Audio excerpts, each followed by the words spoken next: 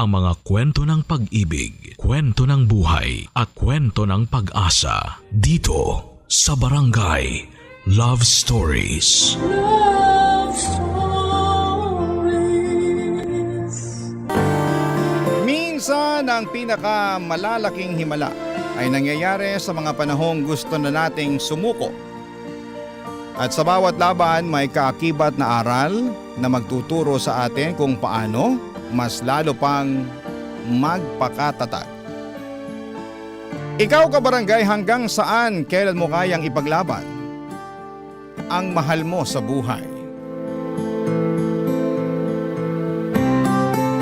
Dear Papa Dudut, tawagin niyo na lamang po ako sa pangalang Nelly.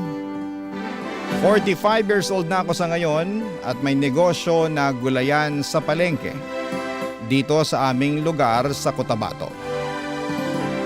Alam kong libo-libo ang natatanggap ninyong sulat sa bawat araw, pero umaasa ako na sana kapag napili nyo itong sulat ko ay makapag-iwan po ito ng aral at inspirasyon sa ating mga kabarangay na nakikinig ngayon. Maaga nga pala akong nabiyuda noon, Papa Dudut. Mga bata pa ang dalawang anak namin ni Anton nang mamatay siya dahil sa sakit sa puso. At mula noon ay kasama ko na si Nanay Jean ako na mag-alaga at bumuhay sa mga anak ko. Papa Dudut, masasabi ko na hindi madali ang maging single parent. Pero bukod sa wala naman akong ibang pagpipilian ay mahal na mahal ko rin ang mga anak ko. Kaya naman handa kong gawin ang lahat para sa kanilang kinabukasan. Sila na kasi ang naging buhay ko at araw-araw na nagbibigay ng saya at ng pag-asa sa akin, Papa Dudut.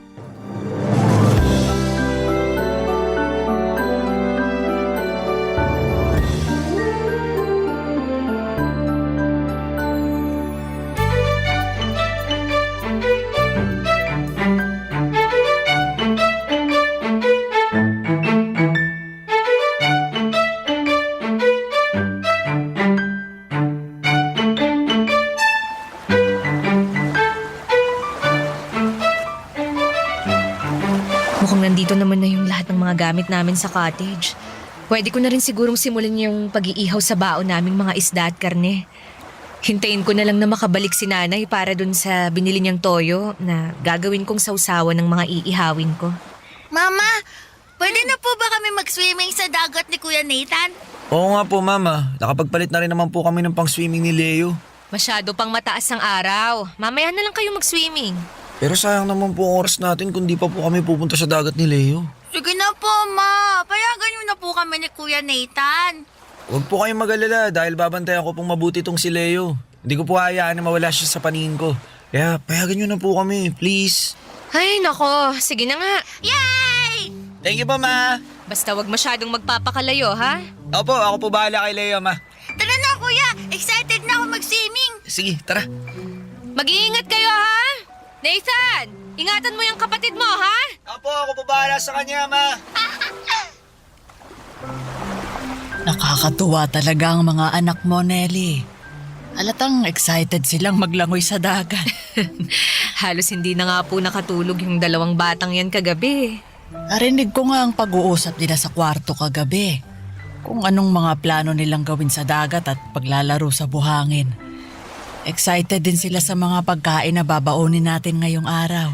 Kaya nga po, tinanong ko na rin sila kung anong mga request nilang pagkain. Gusto ko kasi na ma-enjoy talaga nila yung huling linggo ng bakasyon nila. Mabuti na lang at naisipan mong planuhin ang pagpunta natin dito sa tabing dagat. Maganda po kasi yung mga naging grades nila sa school. Gusto ko lang nasuklian din ang ginagawa nilang pagsisikap sa pag-aaral. Tsaka matagal na rin po nilang request to na pumunta tayo sa dagat. Alam mo anak, humahanga talaga ako sa'yo. Bakit naman po? Kasi kahit ikaw lang ang nagtatrabaho sa bahay natin para kumita ng pera, nagagawa mo pa ring ibigay ang mga request ng anak mo. At hindi ka nagkukulang sa oras mo para sa kanila. Ayoko po kasi naisipin nila na puro negosyo ko lang sa palengke ang iniintindi ko. Kaya gumagawa ko ng paraan para makasama at makabanding pa rin sila. Alam ko po na ito rin kasi yung gusto ng asawa ko eh. Yung nagagawa ko pa rin ng responsibilidad ko bilang mama nila. Sigurado naman ako na masaya ang asawa mo sa nakikita niya ngayon, kung nasaan man siya. Sana nga po, Nay. Pero salamat din po ng marami sa inyo Kasi palagi kayong nandyan para sa amin ng mga anak ko. Siyempre naman. Mahal ko kayo ng mga apo ko, kaya palagi mo akong maaasahan sa lahat ng oras. Ito na nga pala ang toyo na binili ko dyan sa malapit na tindahan. Ako nang gagawa ng sausawan ng mga pagkain natin. Ayan, sige po. Magsisimula na rin po akong mag-ihaw dahil sigurado akong gutom na ang mga bata pagkatapos nilang mag-enjoy sa dagat.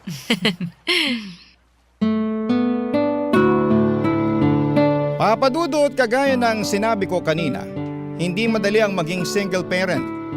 Yung tipo na ako lamang ang gumagawa ng paraan para may pumasok na perang panggastos sa bahay namin. Pero ganun pa man ay malaki ang pasasalamat ko kasi nandyan palagi ang nanay Gina ko para sa amin ng mga anak ko. Kapag nasa palengke ako ay siyang madalas na nag-aasikaso kina Nathan at Leo. Pero ayoko ring iasa ang lahat sa mga gawaing ito sa kanya. Kaya kapag nasa bahay ako ay hindi lang pahinga ang ginagawa ko. Bumabawi ako sa mga gawaing bahay pati na rin sa pag-aasikaso ng mga bata. Noong nabubuhay pa kasi ang asawa ko ay gusto niya na hindi ako magtrabaho at sa bahay lamang para nakatutok ako sa pag-aalaga sa mga anak namin. Pero dahil wala na siya, pinagsasabay ko na lamang ang pagtatrabaho at pag-aasikaso kina Nathan at Leo hanggang kaya ko. Mabuti na lamang at swerte ako sa mga anak ko dahil hindi sila pasaway. At sinusuklian nila lahat ng ginagawa ko para sa kanila. Nag-aral po sila ng mabuti at palaging sumusunod sa mga bili namin ni nanay sa kanila. Maayos naman ang lahat sa buhay namin noon hanggang sa dumating ang isang mabigat na pagsubok. Nang ma-diagnose na may brain cancer ang bunso kong anak na si Leo, Papa Dudut.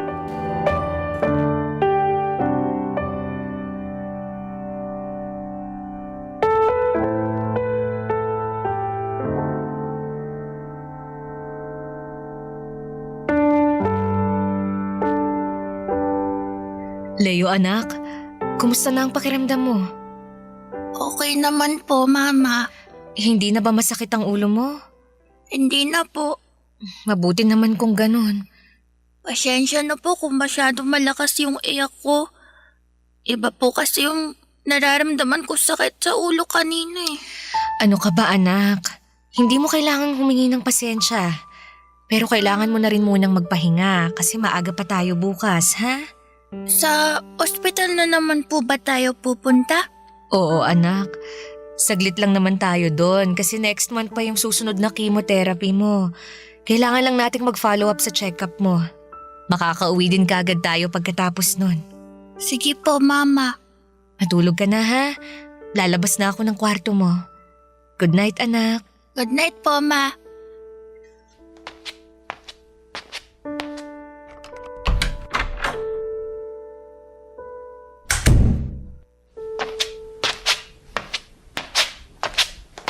Oh Nathan, anong ginagawa mo rito sa kusina? Tsaka bakit gising ka pa? Pinagtimpla ko po kayo ng kape, Mama. Sakto po kasi mainit pa po to. Ito po. Salamat anak ha. Kailangan ko rin talaga ng kape kasi mag-aasikaso pa ako ng gamit ng kapatid mo. Pero bakit nga gising ka pa ha? Di pa po kasi ako inaantok. Dapat natutulog ka na ng ganitong oras kasi may pasok ka pa bukas sa school. Ma, gagaling naman po si Leo, di ba? Oo naman. Mabuti naman po. Kala ko po kasi lahat ng mga may sakit na kanser namamatay. Sino namang may sabi niyan sa'yo? Yung mga kaklase ko po, nalaman po kasi nila na may cancer si Leo. Sabi po nila, hindi na raw po gagaling yung kapatid ko. Mamatay na daw po siya. Hindi lahat ng may cancer namamatay. Tandaan mo yan, ha? Pero Bakit po yung mga artista sa palabas sa TV namamatay pag sinabi may cancer na sila? Kasi hindi totoo yung mga palabas na yun. Gawa-gawa lang yun ng mga writer at saka direktor para maging madrama yung serye na ginagawa nila. Sa totoong buhay, maraming tao ang gumagaling sa kanser. Kasama na po dun si Leo. Gagaling naman po talaga siya, di ba, Ma? Oo.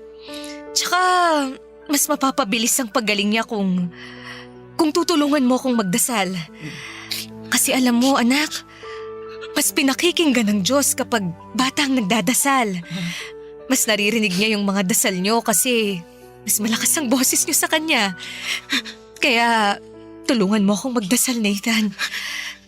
Tulungan mo akong ipagdasal na pagalingin ka agad ng Diyos ang sakit ng kapatid mo. Alam po ninyo, Papa Dudut, noong marinig kong may stage 2 brain cancer ang anak kong si Leo. Pakiramdam ko ay papanawan ako ng ulirat ng mga oras na yon. Nanlambot kasi talaga ang mga tuhod ko at saglit na umikot ang paningin ko. Mabuti at nandun si Nanay Gina sa tabi ko habang kausap ko ang doktor. Nagawa kong kumapit sa mga kamay niya para mapanatili kong matatag ang mga binti ko sa pagkakatayo ko ng mga oras na yon. Akala ko kasi ay naging sakitin lang si Leo dahil summer noon at madalas siyang maglaro at bilad sa initan. Kaya madalas din ang pananakit ng ulo niya. Pero hindi ko inakala na malala na pala ang sakit na meron siya. At kahit gaano ko pa kagustong manghina ng mga oras na yon, inipon ko ang lakas ko sa bawat araw para sa kanya. Dahil alam ko na isa ko sa mga kailangan ni Leo para kuhanan niya ng lakas at pag-asa na lumaban noon sa buhay, Papa Dudut. Barangay Love Stories. Barangay Love Stories.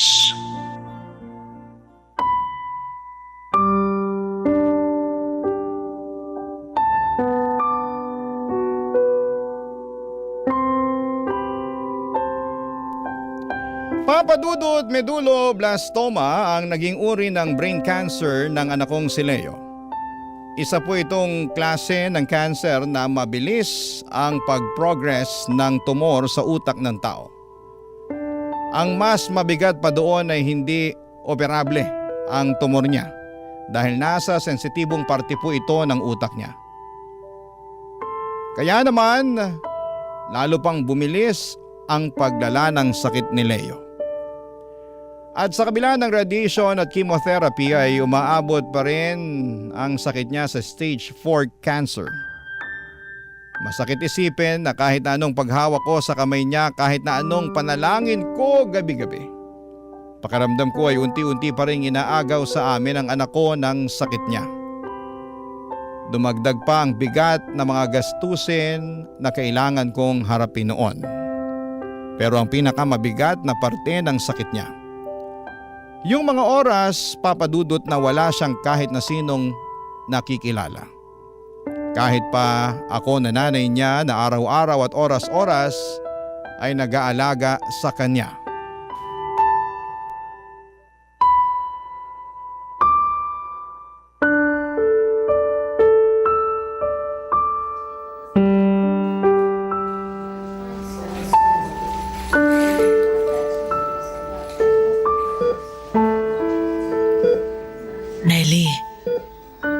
Nelly anak. Nay Gina, nakatulog na po pala ako dito sa kinauupuan ko. Hindi na nga sana mo kita gigisingin, pero baka kasi sumakit ang leeg mo sa pwesto mo dyan sa upuan. Gusto mo bang umuwi muna? Para naman makapagpahinga ka kahit konti at makatulog ng maayos. Ako, hindi ho. Ayos lang naman po ako rito, Nay. Pero hindi ka na halos umuwi ng bahay, Nelly. Hindi ka na rin nakakatulog ng maayos. Kailangan mo rin ng maayos na pahinga. Hindi rin naman po ako makakapagpahinga kapag umuwi ako ng bahay, Nay. Huwag niyo po akong alalahanin. Mas mapapanatag po ang loob ko hanggat nandito ako sa tabi ni Leo.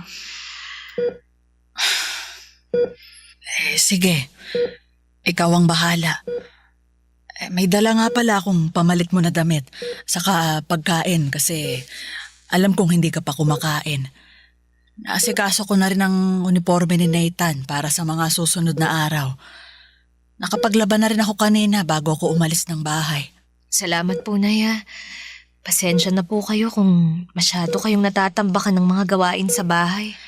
Ayos lang yun, Nelly. Huwag mong isipin yun.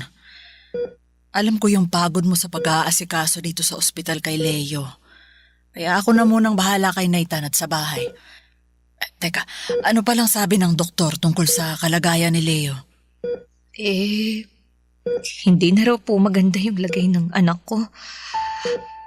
Pero, hindi po ako naniniwala doon Nakita ko po na kahit papano hindi na po masyadong sumasakit yung ulo ni Leo. Nagising nga po siya kanina At kahit hindi niya ako nakilala, ngumiti naman po siya saglit nung tumingin siya sa akin. Malakas naman si Leo.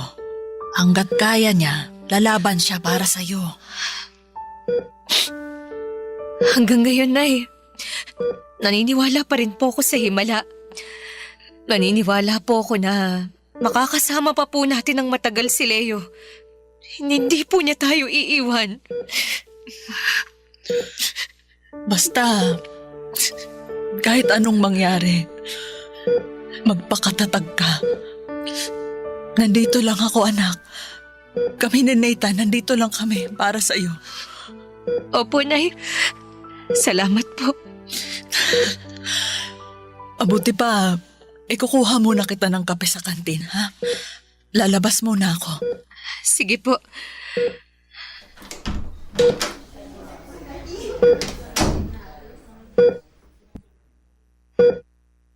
Mama? Leo, anak. Nakikilala mo na ako. Bakit naman po hindi? Kayo po, mama ko.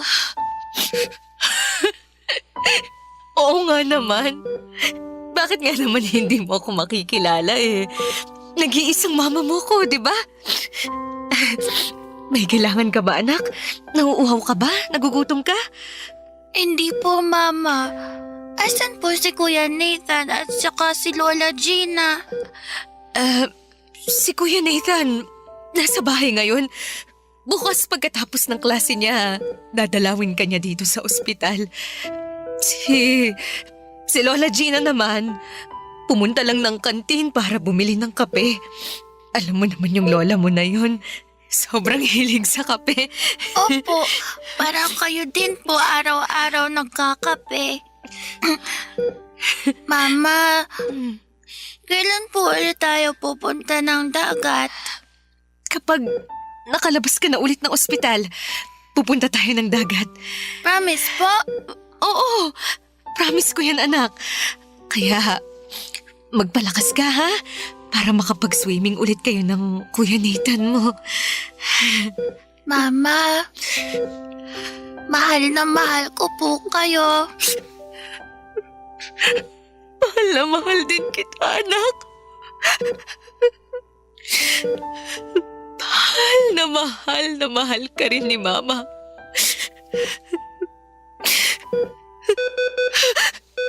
Leo!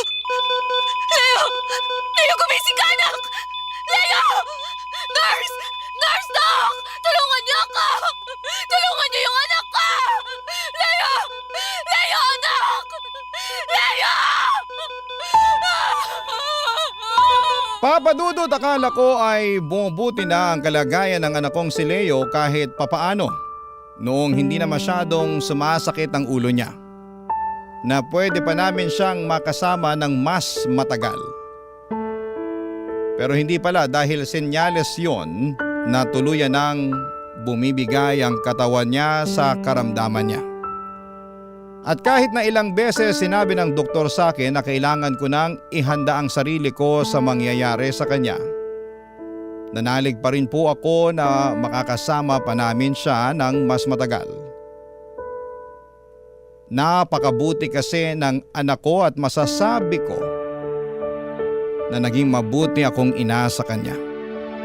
Kaya umaasa ako noon na sana'y pakinggan ng Diyos sa mga dasal ko na pahabain pa ang buhay ni Leo. Na sana'y makasama pa namin siya ng mas matagal. Pero hindi po binigay sa akin ang himala na yon at kinuha na rin siya sa akin. Sobrang sakit po noon kasi napakabata pa ng anak ko. Naisip ko nga na bakit hindi na lamang ako ang nagkasakit.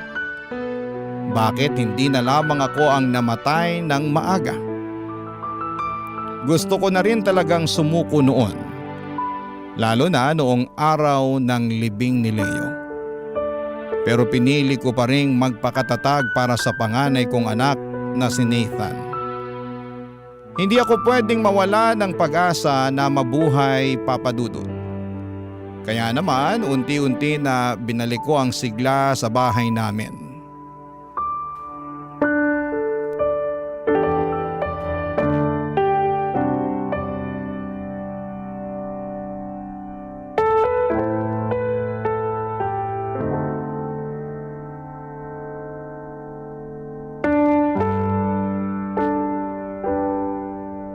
Nathan, anak, ito na yung gamot mo. Inumin mo na. Opo ma, salamat po. Gigisingin na lang ulit kita mamaya para sa susunod na pag-inom mo ng gamot, ha? Sige po ma. Sorry po kung di ko kayo natulungan sa pag-ayos ng mga halaman natin kanina. Ano ka ba? Ayos lang, anak. Huwag mo nang isipin yun. Nangako po kasi ako sa inyo kahapon na tutulungan ko kayo. Taas na din po kasi ng mga damo doon tsaka may bago po kayong halaman na gustong itanim.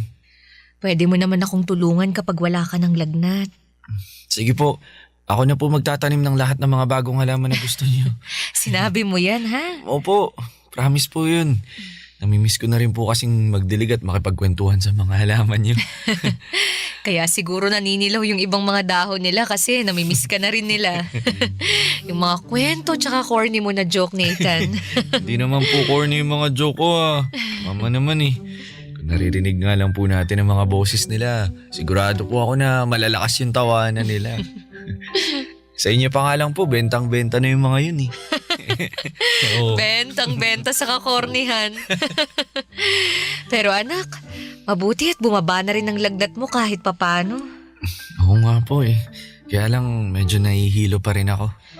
Ay, dapat talaga hindi na kita pinayagang maglaro ng basketball kahapon Nanalo naman po kami sa basketball game kaya sulit po yung pagkabinat ko. Anong sulit yung sinasabi mo? Dapat nagpahinga ka na lang kasi kagagaling mo lang sa sakit. Ilang linggo na rin po kasi ako hindi nakakapaglaro ng basketball. Kaya nangulit po ako sa inyo na payagan niyo ako kahapon. Oh, at nang dahil dyan, sumama na naman ang pakiramdam mo. Aba, buong gabi yatang mataas ang temperatura ng katawan mo. Bumaba na muna po ngayon, di ba? Oo nga, pero bukas ng umaga, pupunta na tayo ng ospital para makapagpa-check up ka. Mama, lagnat lang po to. Di na po natin kailangan pumunta ng ospital. Nathan, ilang araw na rin pabalik-balik ang lagnat mong yan. Kaya kailangan mo nang magpa-check up. Ayoko po talagang pumunta ng ospital, ma. Natatakot po ako. Wala kang dapat ikatakot kasi kasama mo ako. Ha? Tsaka ikaw na ang nagsabi na lagnat lang yan. Baka may kailangan lang na iresetang vitamins ang doktor para lumakas ang resistensya mo. Sige na, magpahinga ka na. Ma? Bakit, Nathan? Para pong... Anak, Nathan! Anong nangyayari sa'yo? Nathan! Ay, Diyos ko! Nay! Nay! Tulungan niyo ako! Si Nathan! Nay! Nay! Nay! Papadudot ng gabi ding yon ay dinala na namin sa ospital si Nathan. Pagkatapos kasi ng pagsusuka niya, halos mawala na siya ng malay sa pagkahilong naramdaman niya. Ilang araw na rin kasing pabalik-balik ang lagnat niya. Sinasabi niya rin sa akin noon na napapadalas ang pagkahilo at pananakit ng ulo niya.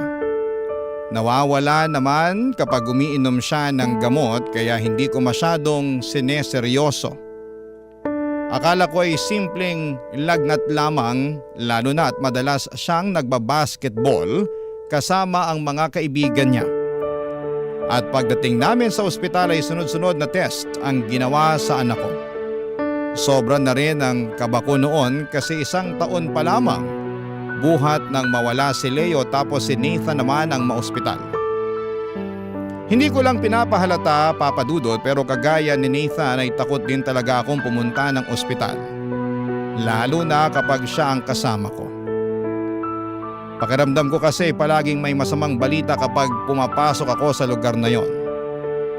Pero nananalangin pa rin po ako na hindi sana maluba ang maging sakit ng panganay kong anak, Papa Dudut. Barangay Love Stories. Barangay Love Stories. Papa Dudut, pakiramdam ko ay na-deja vu ako nang sabihin ng doktor na may malalang sakit sa bato si Nathan. Hindi ko matanggap yon ang naging resulta ng mga test na ginawa sa kanya. Kasi sa isip ko ay napakabata pa ni Nathan at bakit siya? Bakit kailangan niyang maghirap sa sakit na meron siya? At bakit kami na naman ang binigyan ng ganitong klase ng pagsubok sa buhay? May parte pa noon sa buhay ko na sinisisi ko ang sarili ko kasi hindi ko man lang napansin na iba na pala ang nararamdaman niya. Na may sakit na pala siya. Akala ko ay simpleng pagod lang tuwing nagrereklamo siya ng panghihina o pagkahilo. Kapag hinihingal siya pagkatapos niyang maglaro ng basketball, iniisip ko noon na normal na lagnat lamang ang meron siya dahil sa madalas na pagpupuyat o pagkapagod sa school. Pero mali pala ako, Papa Dudut. Isa na pala yung sakit na unti-unting kumakain sa lakas ng anak ko. At halos hindi ko maipaliwanag sa sarili ko kung bakit hindi ko kaagad yon nakita. Nang mga oras na yon, ang bigat ng dibdib ko habang tinitingnan ko si Nathan na nakahiga sa kama sa loob ng ospital at paulit-ulit ang tanong sa isipan ko na bakit kailangang anak ko na naman ang sumalo sa mga pagsubok na ito, Papa Dudut.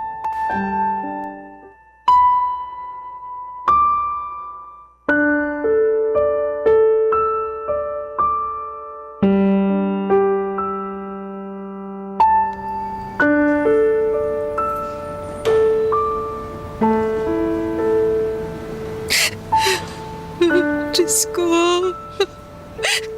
wala nang kunin niyo po sa akin ng bunso kong si Leo.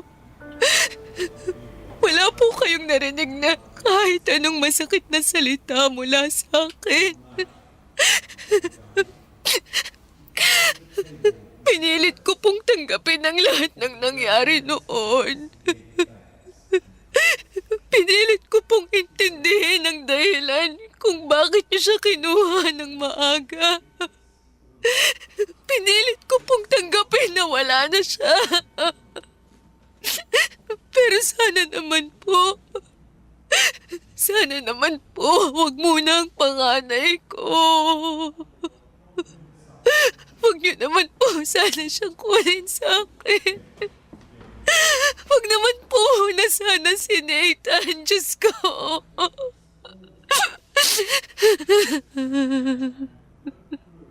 Nelly, nandito ka lang pala sa chapel.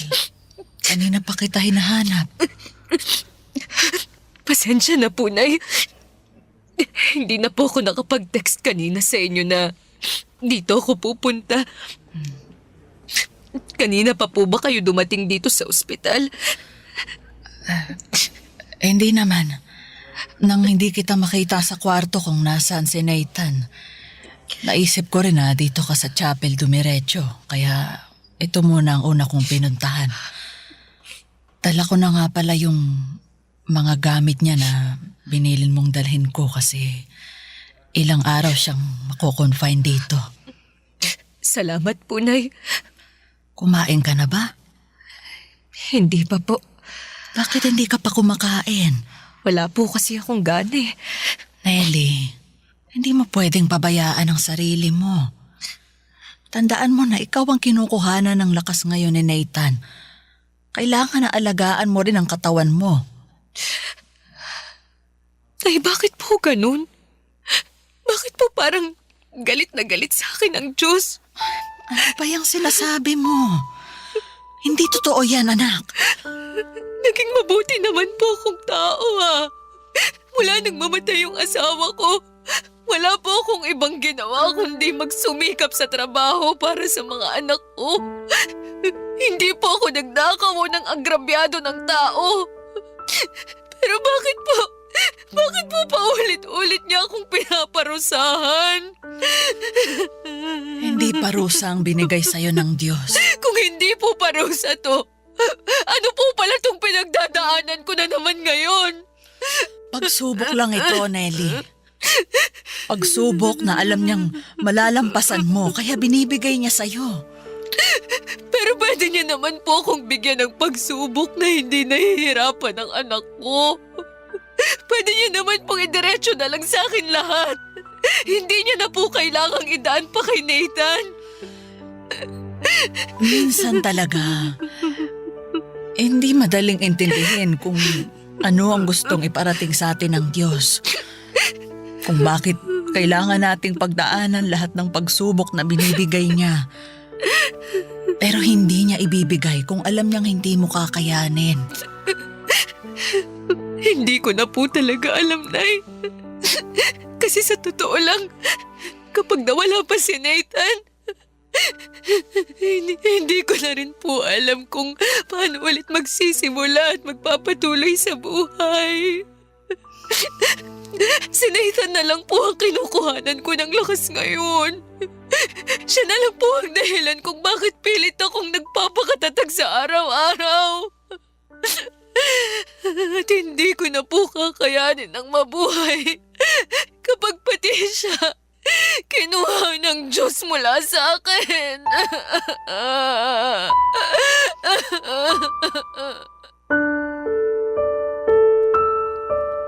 Papadudot araw-araw, pakiramdam ko ay para akong naglalakad sa dilim na walang kasiguraduhan kung saan patutungo ng mga oras na yon.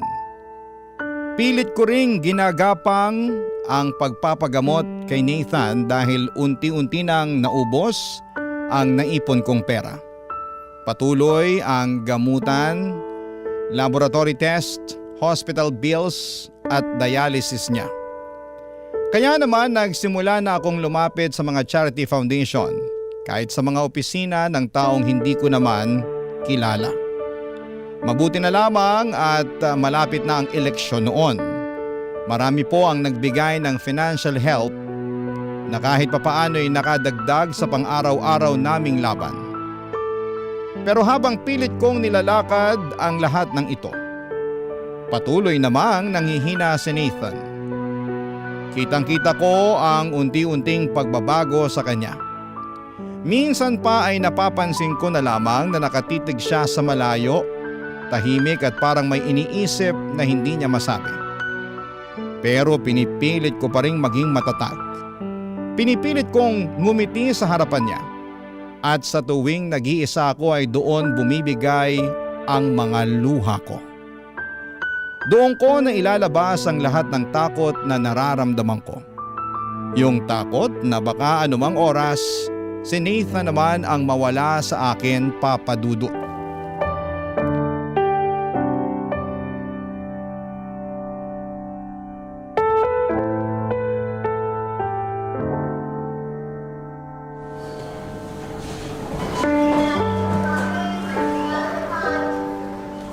Mama, salamat po sa dinala niyong tinola para sa tanghalian ko. Nagustuhan mo ba ang niluto ko? Siyempre naman po kasi paborito ko to eh. Medyo nabitin nga lang po ako sa sabaw. Yun pa naman po yung pinakagusto ko sa lahat, yung sabaw ng tinola. Pasensya na anak ha. Ang bilin kasi ng doktor, pwede kitang pakainin ng paborito mong tinola pero kaunti lang dapat ang sabaw dahil sa fluid restriction mo. Okay lang po yun, Ma. Naintindihan ko naman po. Salamat pa din po kasi sa wakas, nakakain na po ako ulit ng masarap niyong tinola. Ang tabang po kasi madalas na mga pagkain dito sa ospital eh. Mabilis ang luto nga lang ang ginawa ko kanina sa bahay para makabalik kagad ako dito sa ospital. Ayoko kasi nang naiiwan ka ng matagal dito. Sabi nga po ni Lola Gina, halos hindi na raw po kayo umuwi ng bahay. Hindi niya naman po kailangan na palagi akong bantayan dito. Tsaka malapit na rin naman po akong lumabas dito, di ba? Oo naman. Hinihintay na lang natin ang resulta ng blood tsaka urinalysis test mo. Ma, bakit po kayo umiyak?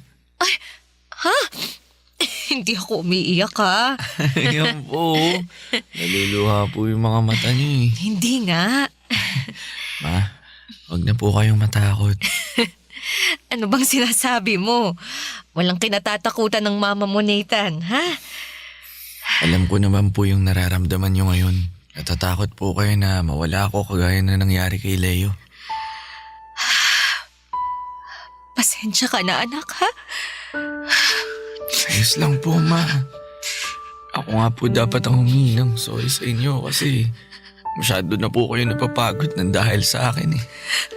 Nathan, anak, kahit kailan, hindi ako napagod na alagaan at asikasuhin ka. Pero nahihiya na rin po ako sa inyo. Nakita ko po kung paano kayo nahirapan mula nung magkasakit si Leo hanggang sa mawala siya. At nakikita ko na naman po ngayon yung hirap na pinagdaraanan niyo noon. Tapos dahil naman sa akin. Anak, wag mo akong isipin. Kayang tiisin ni Mama ang lahat para gumaling ka. Alam ko po yun. Pero Mama, sana po kahit anong mangyari sa akin, huwag niyo po sana... Tama na, ha? Ayoko nang marinig yung mga susunod na sasabihin mo. Ma, di ko naman po sinasabing mamamatay na ako. Nathan, wag mo ang ginagawang biro ang bagay na yan. Hindi ko naman po ginagawang biro to. Sinasabi ko lang po kung ano man yung nasa isip ko ngayon. Naaalala ko po kasi yung sinabi niyo noon na mas pinapakinggan ng Diyos ang boses namin. Mas malakas ang boses namin dahil nga mga bata pa kami. At sigurado po ako na pagbibigyan niya ako sa paulit-ulit na dasal ko. Ano bang paulit-ulit na pinagdarasal mo sa kanya? Napahabain niya pa po sana yung buhay ko. Dahil marami pa po akong corny na jokes na nakaready para sa inyo.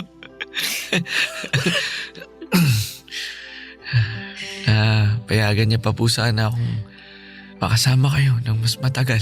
Dahil tutulungan ko pa po kayo para palaguin yung mga halaman dun sa atin. Paulit-ulit po akong nagdarasal sa kanya na sana bigyan niya pa po ako ng pagkakataon na kayo naman po ang maalagaan ko, Mama.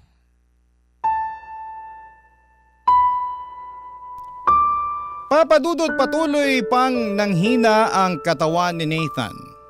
Hindi naging maganda ang bawat resulta ng blood and urinalysis test. At ramdam ko ang panghihina niya sa bawat kilos at paghinga niya. May mga araw na halos hindi na siya makabangon at may mga gabing hindi ako mapakali kakabantay sa kanya. Kahit ganoon ay hindi po siya sumuko kaya hindi rin ako sumuko. Kitang-kita ko sa mga mata niya ang tapang na hindi ko minsan matagpuan sa sarili ko. At sa awa ng Diyos ay unti-unting naging maayos ang kalagayan niya. Nagsimulang bumalik ang sigla ng katawan ng anak ko. Tinulungan ng dialysis ang katawan niyang mailabas ang toxics mula sa dugo niya. Hindi ito naging mabilis na proseso. Dumaan pa kami sa mahabang buwan ng pagod, luha at takot. Hanggang sa napansin ko ang mga maliliit na magagandang pagbabago sa kanya. Pati na rin ang resulta ng test na nakuha namin. Nagsimula na rin bumalik ang sigla niya sa pagkain at mas nakakatulog ng maayos. Hanggang sa dumating ang araw na sinabi ng doktor na malaki na ang ipinagbago ng kondisyon ni Nathan. Nang makalabas siya ng ospital ay sobrang nagpasalamat po ako sa Diyos. Hindi ko po maipaliwanag ang gaan ang pakiramdam ko noong araw na yon at para bang naalis ang bigat na ilang buwan ko ng pasan noon. At habang naglalakad kami palabas ng ospital, hawak-hawak ko ang kamay ng anak ko. At naiiyak ako sa sobrang tuwa. Noong ko naisip na tama pala ang sinasabi nila na walang ibinibigay na pagsubok ang Diyos na hindi po natin kakayanin. Minsan, mararamdaman mong hindi mo na kaya. Pero sa bandang huli, may dahilan kung bakit kailangang magpatuloy. Hanggang dito na lamang po ang sulat ko, naway nakapag-iwan po ito ng malaking aral at pag-asa at inspirasyon sa ating mga kabarangay na nakapakinig ng aking kwento. Ang inyong forever kapuso at kabarangay, Nelly. Anong say mo sa Barangay Love Stories na ito? Pagkwentuhan natin sa comment section yan.